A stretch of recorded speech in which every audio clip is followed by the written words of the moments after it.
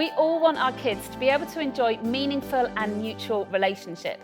So on today's episode, we're going to explore how teaching our kids empathy can help them do just that.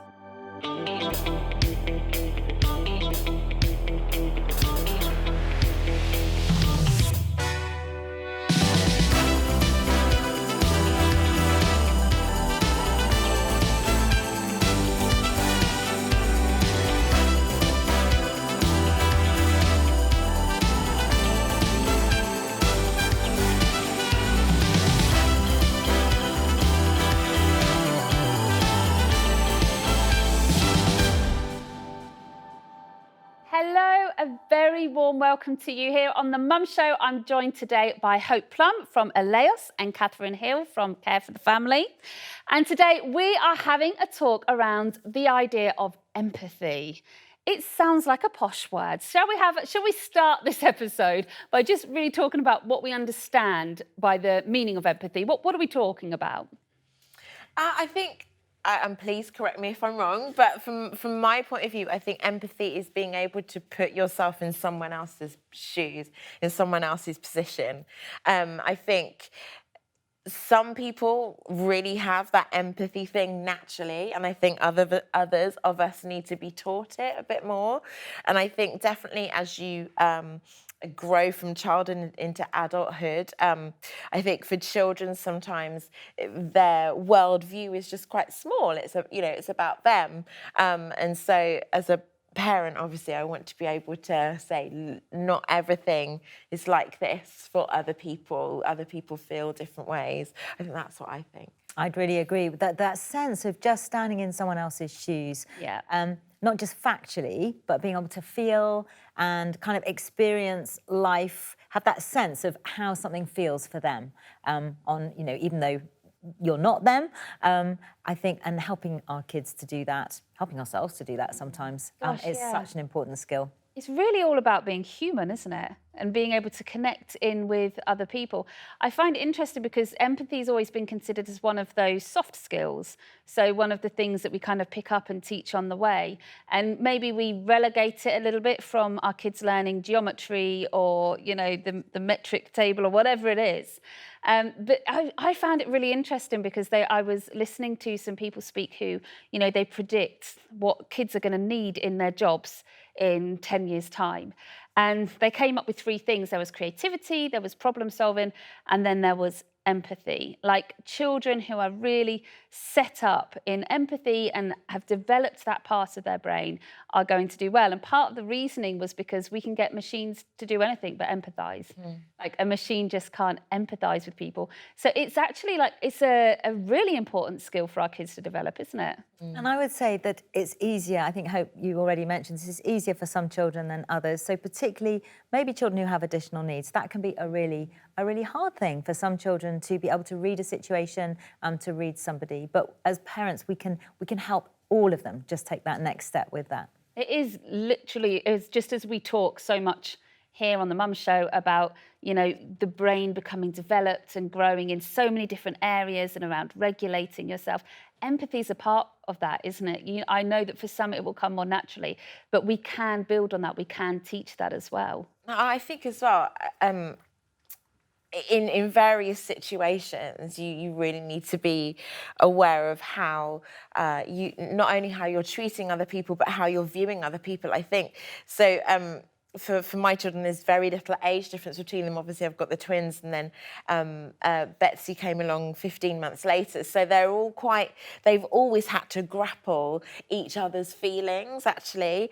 But I think I'm really aware that as they use screens a bit more, and having a screen in front of them means they can be a bit more detached from what's going on the other side. And I'm just really aware of them knowing that you are interacting with another human, whether it's on social media or whatever it is, kind of. I think we're just in danger sometimes of putting the keyboard and the screen between us and another person. So it's not only in day-to-day real life situations that we need to be empathetic, but also realizing that there is, the screen doesn't protect or doesn't. Yeah. Does that make sense? I Absolutely. think, yeah, it's hard to explain. No, and I think that face-to-face connection is a really important thing in terms of how we help our children read other people and how we can show empathy to them. I remember one time when our daughter was quite little and she'd been to play at a friend's house and they'd been to see a film and it was a really complicated plot and it was all about a hummingbird and a castle and a prince and all kinds of things. And we were sitting around the kitchen table and she started to tell me this plot minute by minute, frame by frame, and honestly, it was incredibly boring.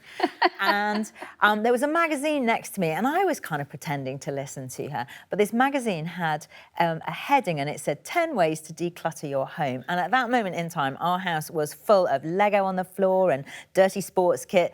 And I was thinking, oh, and I started looking, Marie Kondo, here we come. And Charlotte, our daughter, said to me, Mummy, you're not listening. And I said, yes, I am. And she said, no, you're not. You need to listen with your eyes. And you know, it was so powerful. I've never forgotten it. And I think when we give our children the dignity of listening and really listening and giving them that eye contact, which, as you say, Hope, we don't get if, you know, we've got a screen up, but for whatever other distraction we have, I think that goes a long way. That's one of the building blocks, I think, for empathy. Is that a phrase that you'd given her, or is that a phrase that... No, I don't know where, it's a phrase I use now, but I don't know where she got it from. She just came out with it, yeah. That's so important. I think as well with timing is sometimes an issue, I think, with that, because when your child I guess it comes down to being available, doesn't it? Are they catching me when I'm trying to cook dinner, or are they catching me when it's bedtime and we've said goodnight and the time's getting on now? Yeah. But actually being readily available and being willing, like you say, to listen with your eyes, I think that's so key, because a lot of the time, particularly with my son, he's into things that I just don't really understand, and he can talk and talk and talk and talk about these things, and I love it because he gets passionate and stuff, but I just sometimes I'm like, I have no idea what you're talking about. And so my eyes, I'm thinking about different things. And I just think, yes, to be in the moment with him, I think is so important, so that he sees that, no, I am listening. I want to learn what it is that you love, and being empathetic in that way. I think unless we are intentionally empathising with our children and really taking that time, they're not going to have that thought to go ahead and do it themselves. And it is taking that moment, isn't it? I know my husband is really active when he listens to the children, and a lot more than I am. And I think that's sometimes the hazard of being so great at multitasking, is that it's really easy to think, yeah, I'm listening to you, but I can also do this and do this and do this. And because I won't say he's rubbish at multitasking, but, you know, I'm more skilled. Because he will spend more time zoning in, I often look at the result of that and think, my goodness, that I know that time you've had was about 10 minutes, and I've probably had more minutes on the ground with the kids today, but I can just see how felt they are feeling, how seen they're feeling. And I think unless we take the time to really empathise with our kids and understand them, we're not really giving them any momentum to want to do it themselves. We are role models. We keep saying this, don't we? Every episode. But you're so right. And there's some really interesting stuff about the brain in this. So when we do something, when we perform an action, there's neurons fire in our brain. But there's something also called mirror neurons. Yeah. And so the brain is programmed to imitate. And so if we see somebody else doing something, watching them do it fires these mirror neurons, which then makes us more able to do it ourselves. So amazing, isn't it? I just am so amazed always at the complexity of the brain. But that's such a great thing to know. So in those examples, when we're showing empathy to our children, they're actually taking it on board, and their brains are taking it in. I think it comes down to as well, if we're looking at how to really be empathetic parents to our children for a moment, there is that kind of thing of taking time to really listen to them and to notice them and to understand them. But there's also, we've talked on other episodes as well, our response to their pain and our response to their suffering is very telling to how much they should value that in others as well, isn't it? Yeah, I agree with that. And I think For me, empathy is understanding something that isn't necessarily of yourself or how you might respond to something. So I think if I try to put that into actual English, what I mean is one of my daughters is, she gets quite anxious with things, and it will manifest itself in tummy ache, or I don't feel very well, or and I'm very much of the, I think I was brought up this way, pull your socks up, you'll be fine, let's just get on with it, that kind of British, rah, rah, everyone's okay. Whereas being able to see from her point of view, actually, she might not be able to put it quite into words, but I need to, what's actually going on here? And I think what we're learning at the moment is being able to give her the language around what it is that she's feeling, that she isn't going to get that reaction of, oh, you'll be fine, let's get on with it, but actually that we can empathise, may not fully understand, even if she can't express it, but we empathise with how she's feeling in that moment. So I think being able to go outside of yourself, beyond of yourself, and think, I don't really understand what's happening, but I see what's happening, and I hear you in that moment, is so key for us anyway. Absolutely. I think that thing you said, Hope, about giving them a language, because even as adults, how do you describe anxiety or fear? And often it is a physical thing, isn't it? They have a tummy ache, or they feel hot one minute or cold the next, or whatever. But helping them have that language. And one friend said to me, I thought it was a really great idea, when she's watching, say, a YouTube video or something on the telly or something, she'll pick one of the characters, say it's the villain of the show, and she'll ask, how's he feeling? What's he doing? And they talk about it as a sort of objective thing there. So rather than asking her child all the time, it's that, and that helps just develop that language, which I thought was a great idea. Yeah, I love doing that. I love doing that with books as well, and just kind of taking a moment to pause.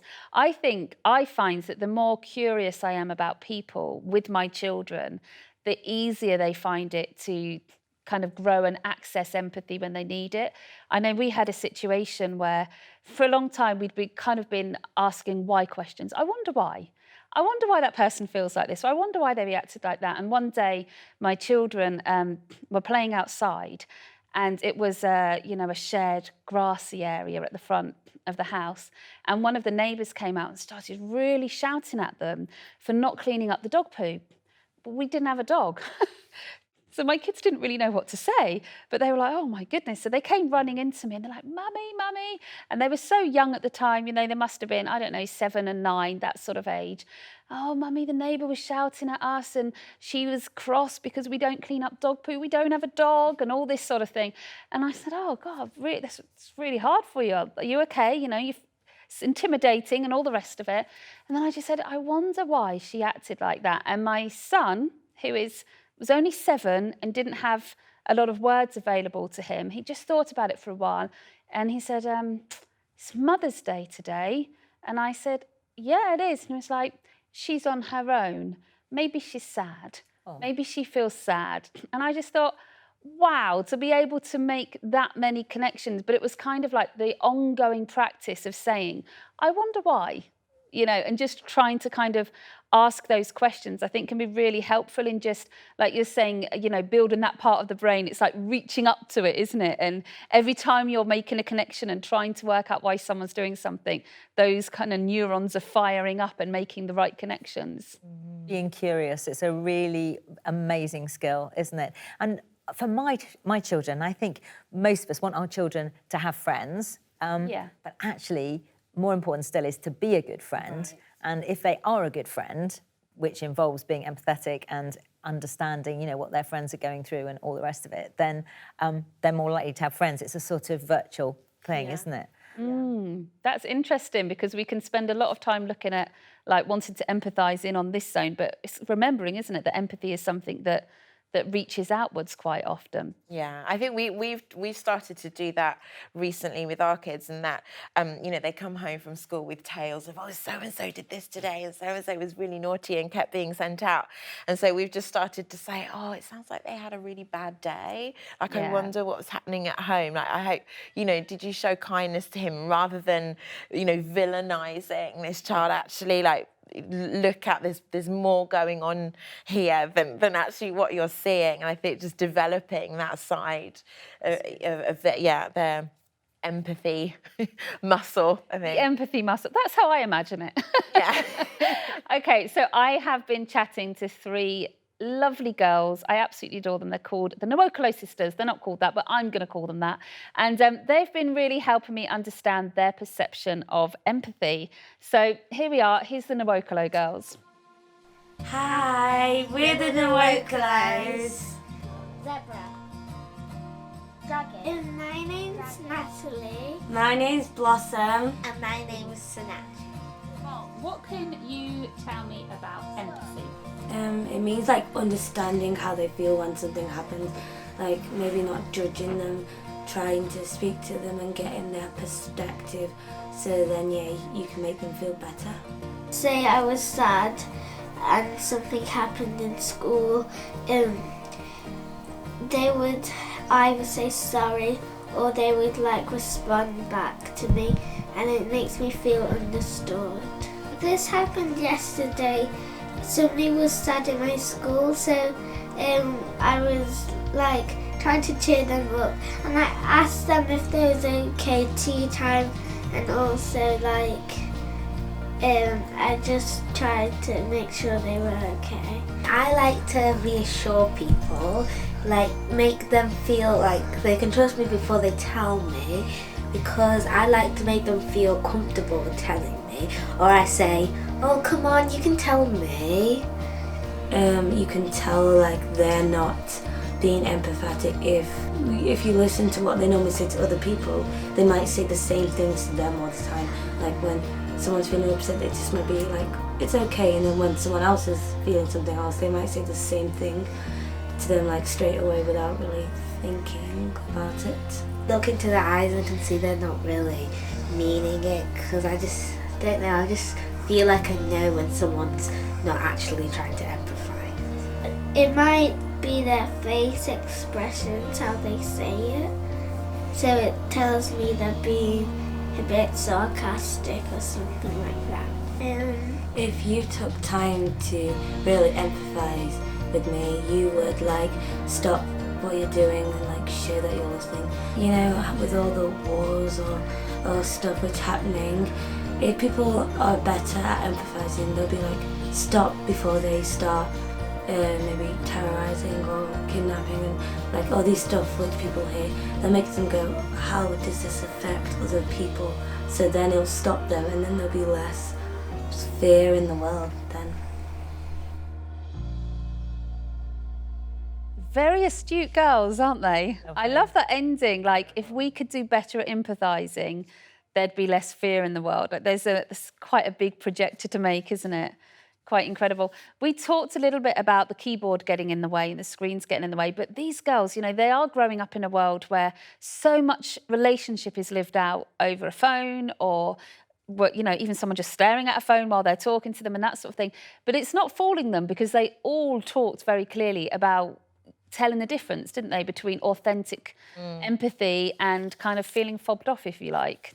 Yeah, many people I've heard say know exactly the right emoji, but actually don't know how to describe that or able to even experience that emotion in real life. And of course, I mean, there is a long way we can go with screens. We don't want to sort of demonise them completely. No, not at all. But they do get in the way of that face-to-face thing of just being known.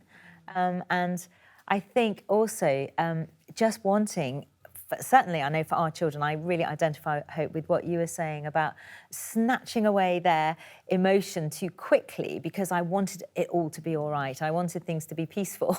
I didn't want them to be having a paddy about something, and not allowing them just to experience. If they don't experience sadness, they're never going to know what empathy is. So our emotions are really important. And as parents, just allowing them to feel. It's hard. Yeah. We want to jump in, but I think that's a really important thing to do in terms of, and that's another building block of empathy. Yeah, let's have a look at these building blocks for a minute and how we can kind of proactively put things in place. Do either of you have things that you say, if I do this a little bit more, I can kind of help build up that empathy muscle, we'll call it for now? Oh, goodness. If I do this a little bit more. Do you know what? I'm going to be totally honest again. I think my phone can definitely get in the way of these moments, whether it's overhearing conversations that the kids are having in a different room or, I don't know, I've just noticed sometimes that I may not be on social media or anything. I could just be checking my emails or doing something productive. But actually, it takes away from conversations that may be going on. And so I think, again, I keep using this word, but being intentional about putting the phone down. Like I've noticed myself sometimes, one of my children will be saying something, and I'll be scrolling, and I'll get like, oh, just a minute. And I think to myself, wait a minute, they're trying to talk to me. Why am I getting cross about this, when they're just trying to talk to me? So I think, just being intentional about whilst they're around, because again, they go to bed fairly early, so it's not that much time out of my day that I have to, put the phone down, but actually being quite intentional of actually whilst they're around, whilst we can have these conversations, maybe I can just put the phone away so I can just be on the ball to be able to develop, okay, that's a teaching moment, that's a learning moment, I think. It's interesting you say that because it's such a balance, isn't it? Because on the one hand, like our children being attuned into other people is sometimes them needing to know that I'm in the middle of something and they need to give me a moment to do that. Because I work from home, I have the kids around me all the time, and I'm constantly kind of in this tussle between sometimes they need to know that I need to get things done. Sometimes they need to be attuned that the family and that I have things that we need to do and things that we need to achieve. But then the balance of that of saying, at some points of the day, actually, I need to recognise that my work needs to sit back or my preoccupation needs to sit back and you need to be my main focus. And in fact, I mean, ironically, and that's tough if they're little, I don't think this is possible if they're little, but if they're a little bit older, that would be them showing empathy to you by understanding that actually you've got a deadline, this email needs to go out in the next 10 minutes, but then, you will have time for them. And I think, our kids are suckers for the sort of, we'll do it in a minute thing. Yeah. And we mean it. I mean it when I say in a minute, but so often that just disappears out the window. And I think for me, in answer to that question about what would we do, I think it would be allowing them to feel the pain and acknowledging it, rather than, well, I'm very quick to think of why actually it's not so bad after all, or minimising whatever the situation is, because I can see it from an adult perspective, but actually just being in that moment with them and saying, that must be really tough, that must have been really hard, and allowing them to feel that, because those are the seeds for them building resilience as well. Yeah. I've been finding that it helps if I look for opportunities to teach empathy in things that I would usually dismiss as negative. So similar to the pain moment, I can dismiss as negative as falling out with each other. But that instantly, that's a negative thing. We need to fix it, and we need to fix it quickly and move on. I find that actually with my children, I can teach empathy really well if I view it in that light, as an opportunity. And my daughter sent me a message because she'd fallen out with somebody, and I haven't seen her for a couple of days, and I've been working, and very unusually, she's not glued to my side. And she, I kind of had a look at the message that she'd sent me. Mummy, I'm sorry I'm awake late at night with my phone, but I just want to tell you I'm really upset because someone's falling out with me and I don't know how to handle it. And I just, I was really tempted to kind of say, oh, well, it's okay because, and I thought if I just take a moment to really kind of feel her pain and then help her feel the pain of her cousin who she'd fell out with for a second, then even though I know they will make up within 2 minutes of seeing each other, like it's a golden opportunity and I don't have to pass it up. I can grab hold of it. And I know even with my children, the second that we switch into empathy zone for each other, it's rather than it just being this is over, actually what you have is stronger. It's not just that conflict is over or stress is over, but your relationship is stronger, your understanding is stronger. And I guess we have to be willing to get a bit messy when we teach empathy. Yeah, definitely. Yeah, it's not cut and dried, is it? Is anything. And it's like you're saying, Catherine, it is so dependent as well on the age and abilities. I think it's very difficult if we're looking at a 3-year-old who is an egocentric stage, and that's okay. And we're like, empathise with your cousin and give them all your toys. You know, we're setting a standard that's just too high for them. You know, we need to be really attuned to their age and stage of life, to their abilities and to what they can see.